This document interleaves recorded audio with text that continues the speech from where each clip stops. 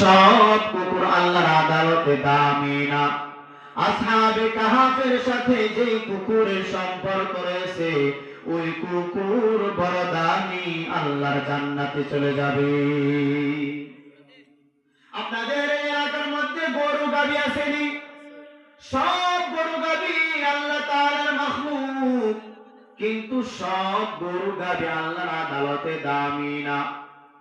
মুসা নবীর সাথে যে গাভীর সম্পর্ক রয়েছে ওই গাভী বড় দামি, আল্লাহর জান্নাতে যাবে। আপনাদের এলাকার মধ্যে পিপিলিকার অভাব নাই, সব পিপিলিকা আল্লাহ তাআলার মাখলুক, কিন্তু সব পিপিলিকা আল্লাহর আদালতে দামি না।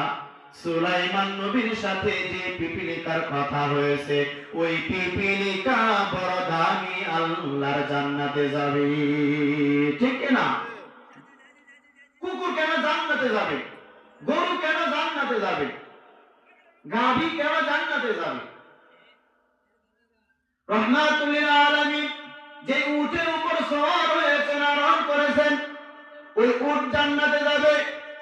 সালেহ আলাইহিস সালাম কওমের লোকেরা দোয়া চেয়েছিল, ও সালেহ নবী, ওই পাথরের পাহাড় থেকে যদি উটনি বের করে দেখাইয়া দাও তাহলে আমরা আল্লাহকে আল্লাহ বলে মেনে নিব।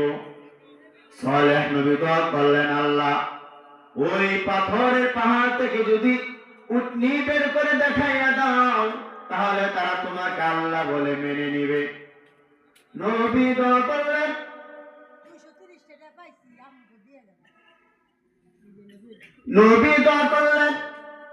পাহাড় থেকে উটনি বের হইয়া নবীর সামনে এবং কওমের লোকদের সামনে এসে বাচ্চা দেয়া দিল। কিন্তু লোকেরা আল্লাহকে আল্লাহ বলে স্বীকার করে নাই, সাথে সাথে আসমান থেকে গজব